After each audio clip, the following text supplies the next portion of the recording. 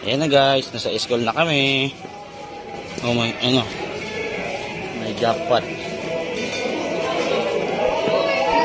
Saan ba? Saan ba school mo?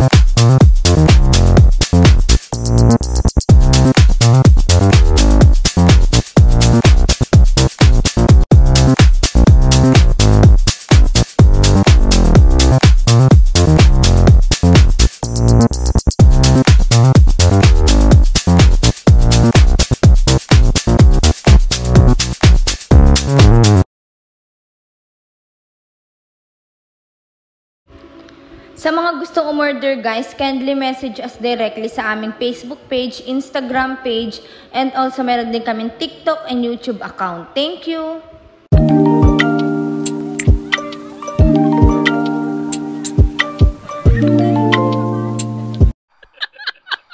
It's your first day sa school, Blake? Yes po.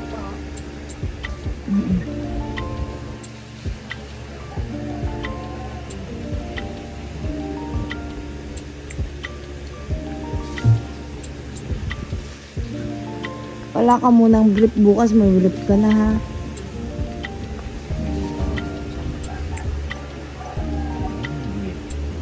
Matutulog ka muna ha pag uwi. Matutulog muna pag uwi.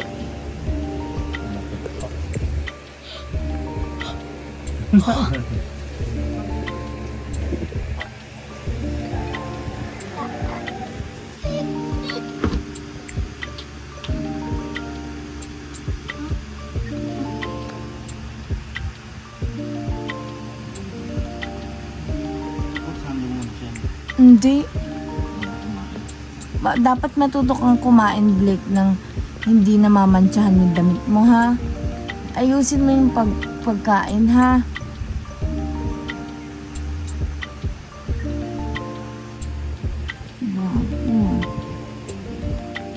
Ubusan mo na. Yung tuwala niya sa likod.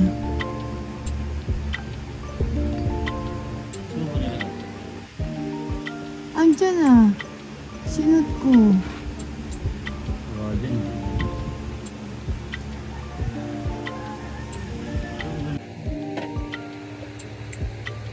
Ready ka na sa school, Blake?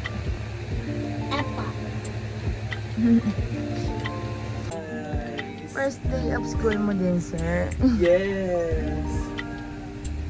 Kita niyo naman para kang babautismo. Di ba, Jinji? Hi guys! Welcome back to my channel. Ang iba-vlog naman natin ngayon guys is back to school na tayo ngayon.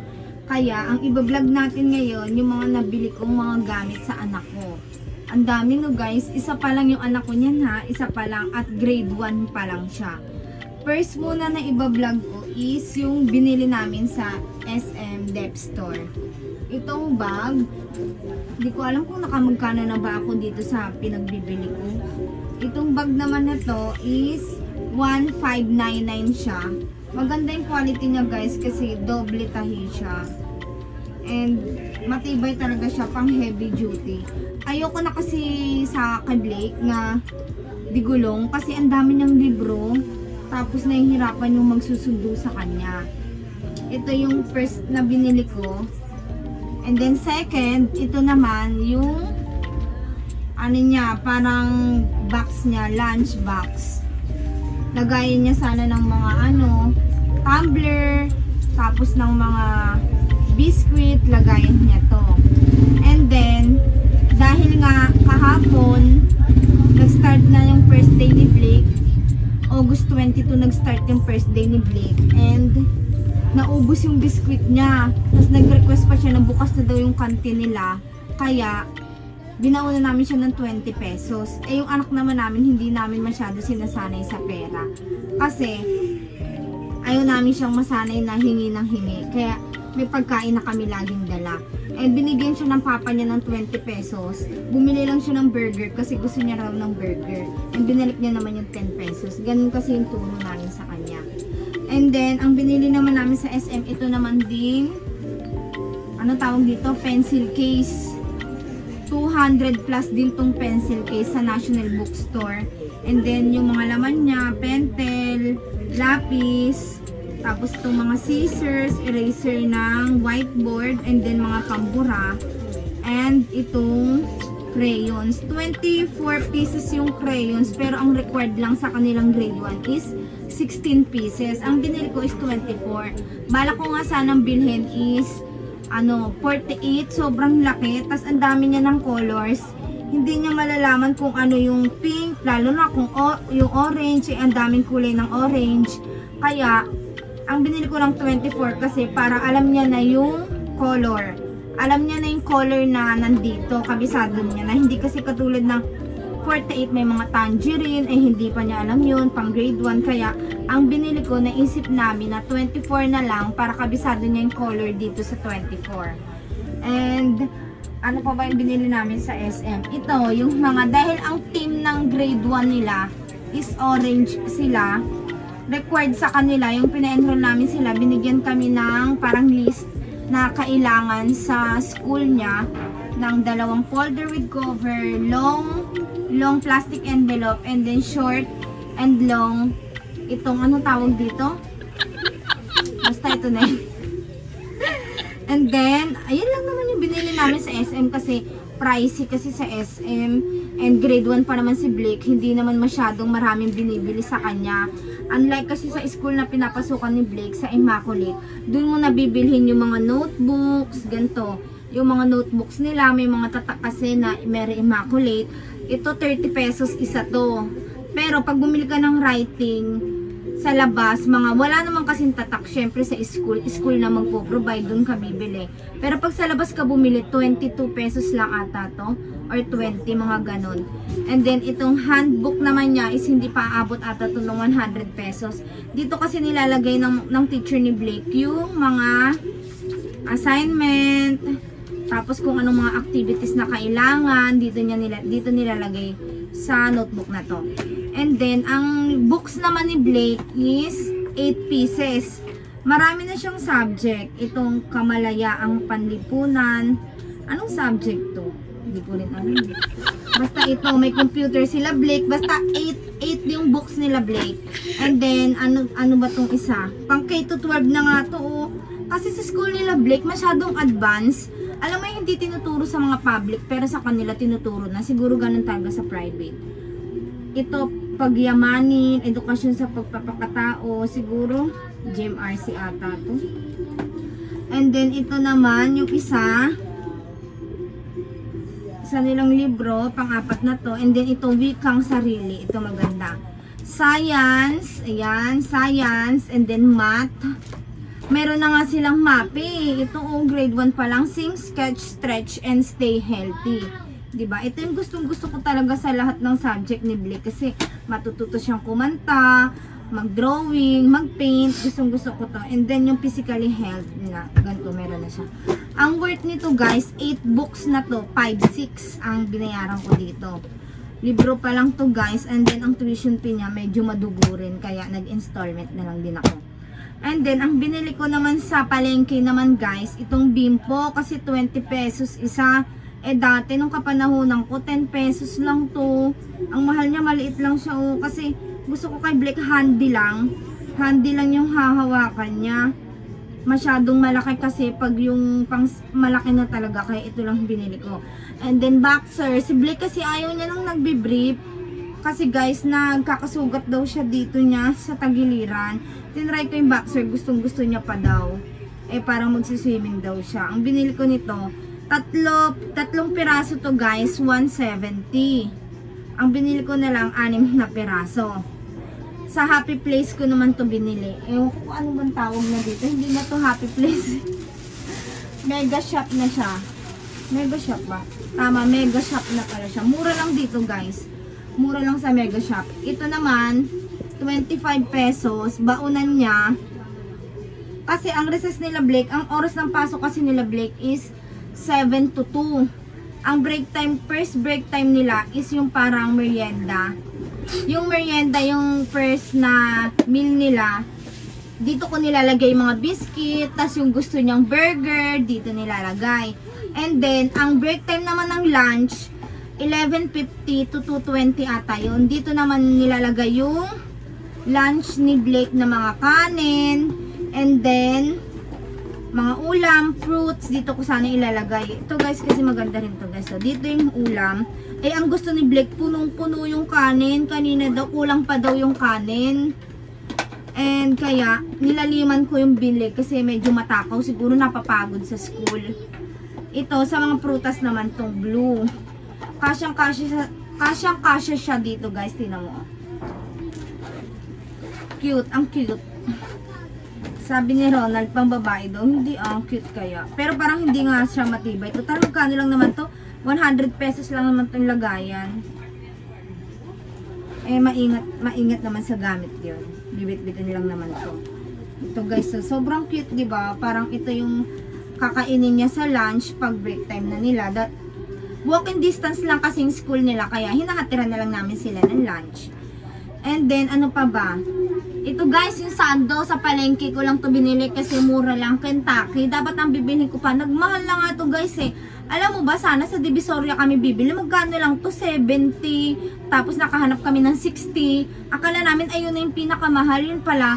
Ayun na pala yung pinakamura kasi sa palengke bili ko dito 95. Eh may mas mababang brand. Kaso ang sabi sa akin, Madam, Kentucky na lang yung bilhin nyo kasi yung Kentucky pang matagalan na daw talaga. Yung sa anak niya daw 3 years na daw ginagamit yung mga sando Kentucky kasi maganda atang quality siya. Yung kahit nalabhan mo siya paulit-ulit, hindi siya nangungupas tsaka makapal. Kaya ito na lang yung binili ko. 3 lang kasi meron pa naman siyang dalawang sando kasi Monday to Friday and then Friday PE naman. And then binilhan ko rin si Blake nitong short sa palengke. 130. Dati 100 lang to.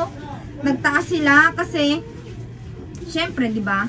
Kailangan ng tao kaya magtataas sila ng presyo. 100 lang to dati, 130 na ngayon.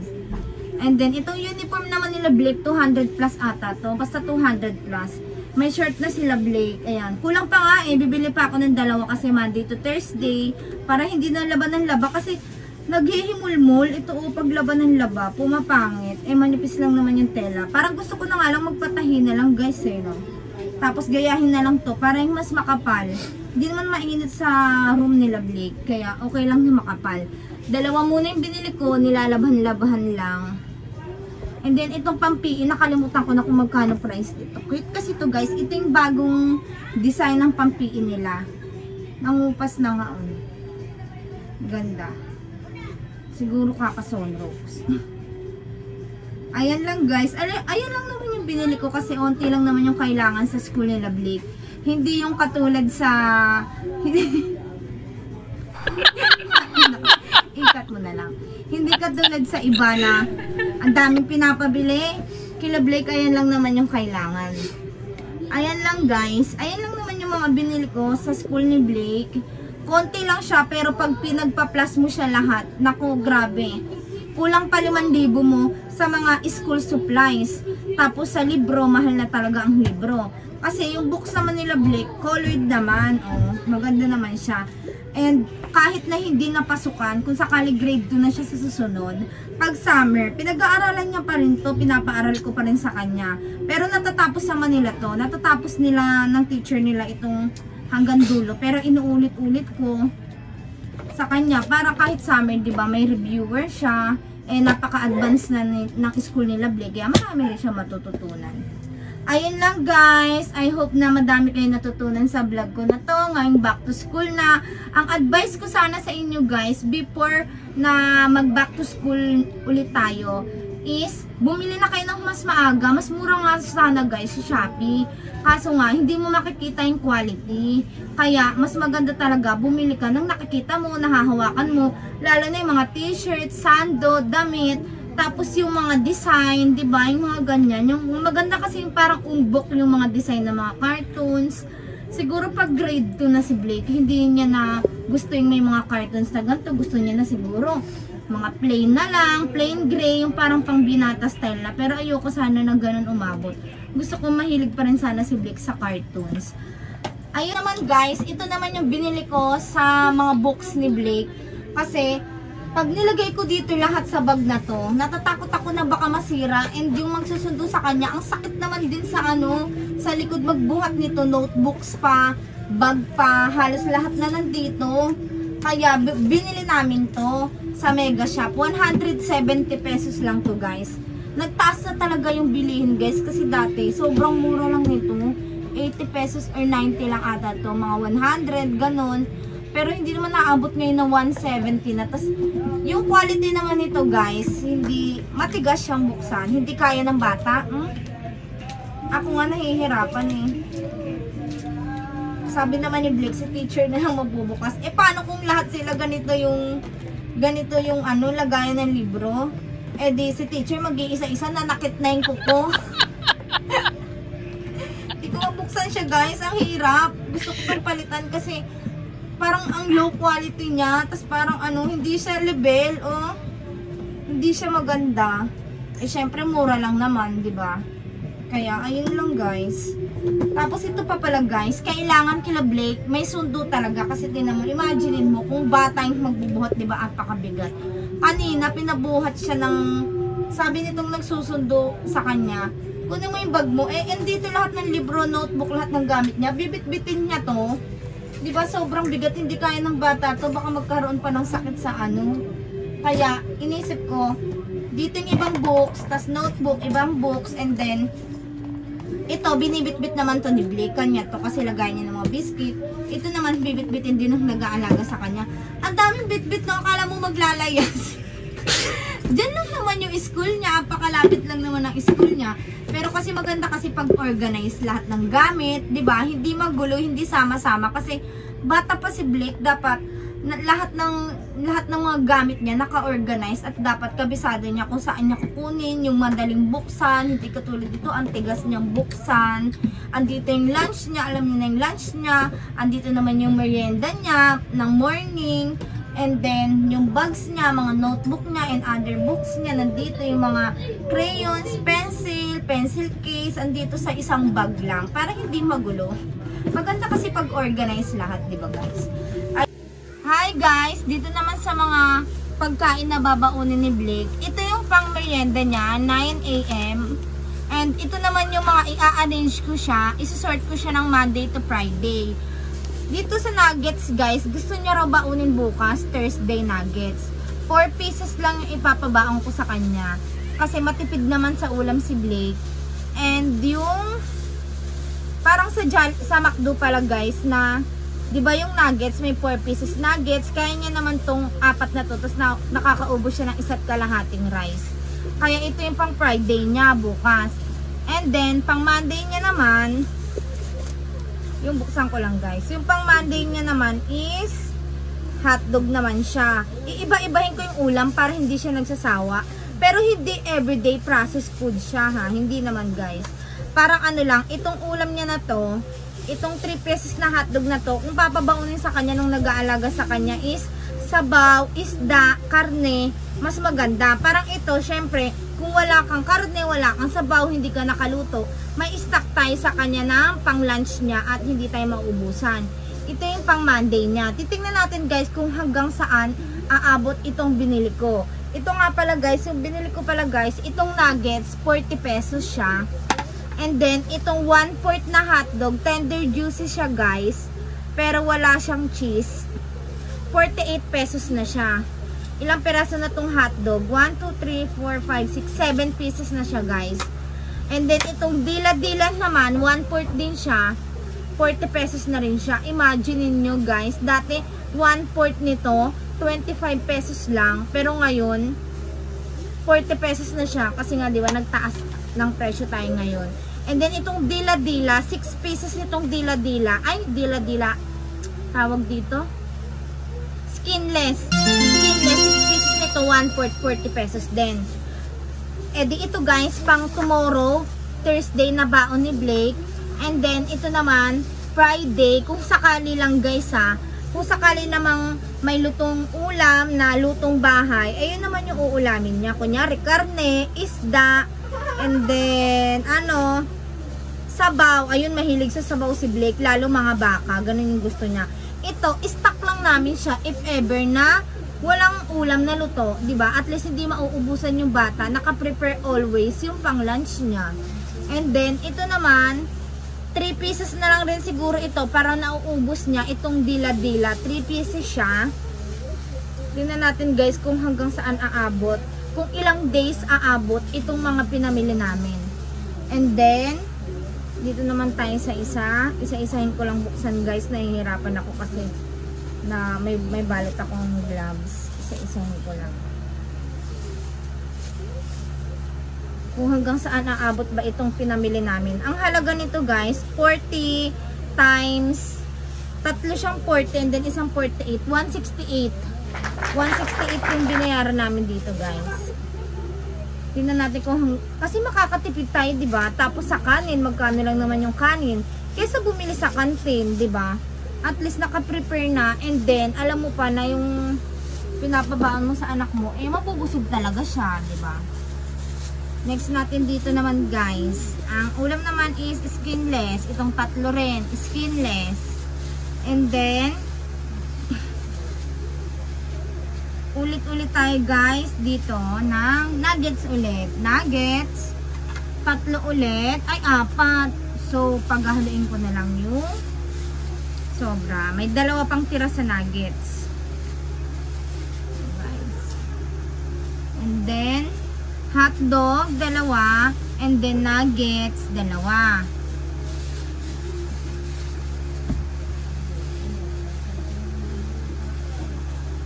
And then ito, pagsamahin ko na lang ito.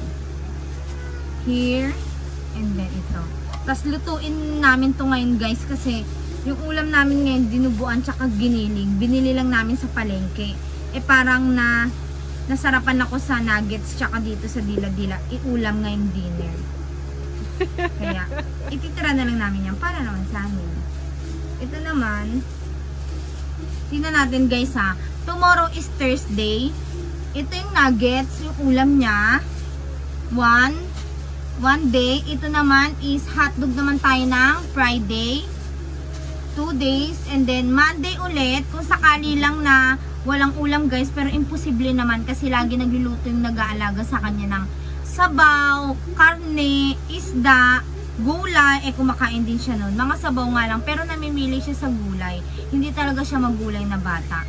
Asa na ba tayo? Thursday, Friday, and then kung sakali lang, Monday, Tuesday, Wednesday, Thursday, Friday. Almost 5 days and 1 week and 2 days niya na rin. 7 days yung matitipid ko guys sa halagang 165 pesos.